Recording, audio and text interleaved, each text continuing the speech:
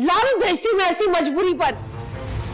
भाभी जान इस लड़की के बारे में ठीक कहती थी। अम्मी ऐसा मत कह, सहर का इसमें कोई कसूर नहीं है। चुप करो तुम, चुप। तुम्हें पता होता सही क्या है और गलत क्या है, तुम अपनी माँ के साथ ये सलूक ना करते, मुझे धोखा ना देते। मैं आपको धोखा नहीं देना चाह रहा था, और ना ही मैंने आपको धोखा दिया है, ना ही सहर ने दिया। आप एक दफा तसल्ली से मेरी बात सुनकर उस पर यकीन तो करें। पट्टी बांधी है उसने तुम्हारी आंखों पे, और अभी भी तुम उसी की हमायत में बोले जा रहे हो। तुम फिक्र ना करो, मैं इसकी बांधी सारी पट्टियां खोल के ही दम लूंगी। मुफ्त का माल समझा हुआ है, ऐसे हड़प कर जाएगी वो। अम्मी आप जामिन, सबसे पहले और सबसे ज्यादा तुम्हारे ऊपर मेरा हक है। सुबह होते ही मैं उस लड़की को यहां से चलता करूंगी।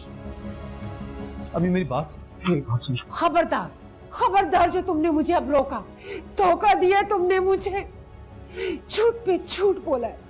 अब मुझसे कोई बात मत करना, ना ही मेरी किसी बात के बीच में बोलना, वरना जामिन मैं कसम खा रही हूँ, मैं जहर खाकर अपनी जान दे दूंगी।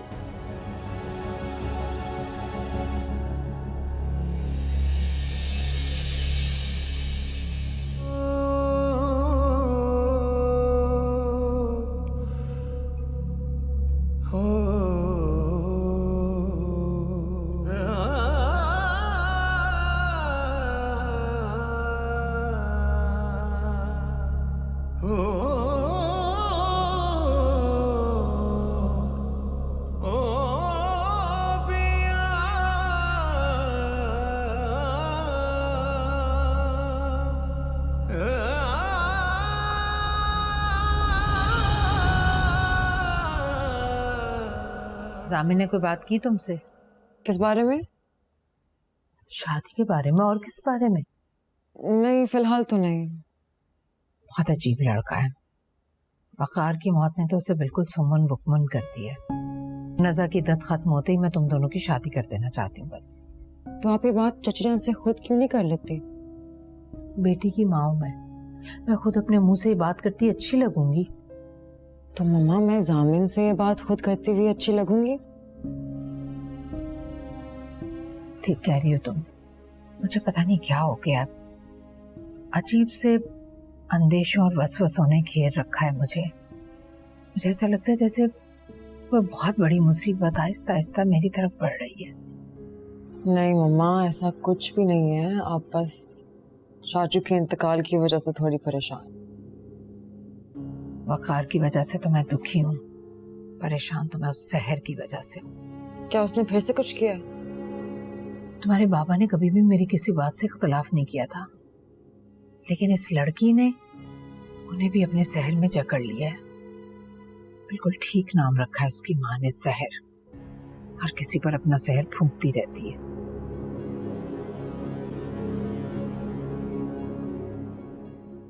क्या हुआ तुम्हें? कुछ नहीं। कोई बात है, कोई परेशानी है तो बताओ मुझे। राफे ने किस शक में डाल दिया है मुझे?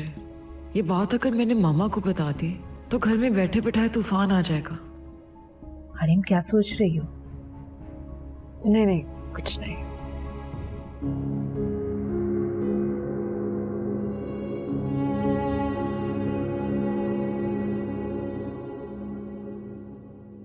आपने मेरे साथ अच्छा नहीं किया वकार, बिल्कुल भी अच्छा नहीं किया। कल तक तो मैं खुद को कोस रही थी कि मैं आपको खुश नहीं रख पाई, लेकिन आप तो जाते जाते गम का पहाड़ मुझ पर गिरा कर इतना बड़ा धोखा, इतना बड़ा झूठ, मैं आपको कभी माफ नहीं करूंगी, कभी नहीं।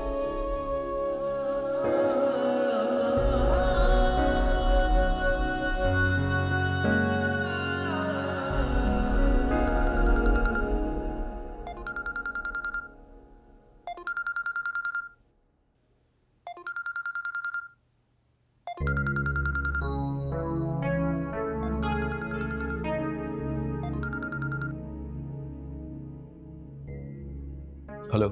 हेलो, तुम आ गए? हाँ, क्यों, कोई काम है क्या? नहीं, क्या मैं तुम्हें काम के अलावा कॉल नहीं कर सकती? नहीं नहीं, मेरा मतलब ये नहीं था। कर सकती हो, क्यों नहीं कर सकती? घर कब आए? यही कोई 10 मिनट पहले। तो फिर घर आके मुझे कॉल क्यों नहीं की? मैंने मोबाइल देखा ही अभी। वैसे तुम मोबाइल घर पे क्यों छोड़ गए? बस भूल गया था साथ ले जाना। कल तुम ऑफिस ज्वाइन कर रहे हो? हाँ, देखो इरादा तो है। गुड। पता है, मैं सोच रही थी कि कितने दिन हो गए हैं हम लंच या डिनर करने नहीं गए। कल चलें? कल? चलो देखते हैं। ओके ठीक है, मैं प्लान कर। ठीक है। Good night. Good night.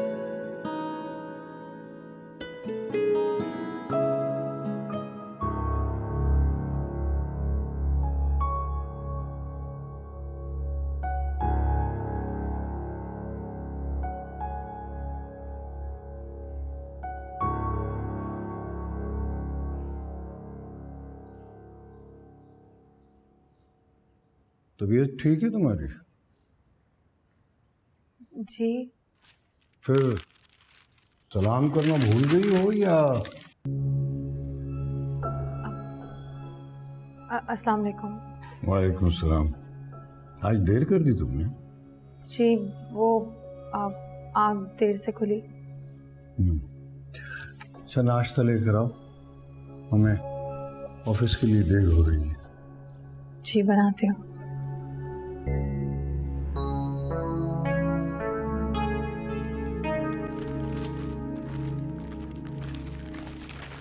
मुझे खुशी है कि तुमने ऑफिस ज्वाइन करने का फैसला कर लिया है।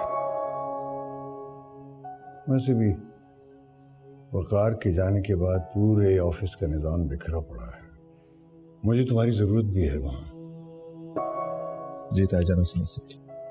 इतने दिन घर पे बैठना भी ठीक नहीं है। ऑफिस जाओगे, काम में दिल लगाओगे तो तुम्हारी उदासी भी कम होगी। ठीक कह रहे हैं।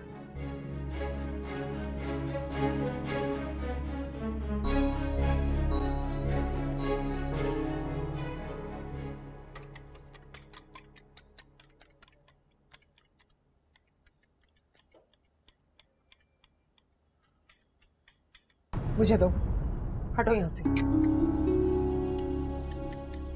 अब तुम क्या मेरे सर पे खड़ी रहोगी? जाओ मेरे किचन से। ताईजान। खबरदार, जो तुमने मुझे ताई कहा तो मर गया वो आदमी जिसकी बीवी होने की वजह से मैं तुम्हारी ताई थी। जाओ यहाँ से। एक बार मेरी बात तो सुनो। बाहर इफ्तिखार भाई बैठे, मैं नहीं चाहती कि कोई सुबह सुबह तमाशा लगे। निकलो यहाँ से। और हाँ सुनो, आज से अपने बेटे का नाश्ता मैं खुद बनाऊंगी। तुम उसके किसी भी काम को हाथ नहीं लगाओगी, ना ही उसके आसपास दिखाई दोगी। जाओ यहां से।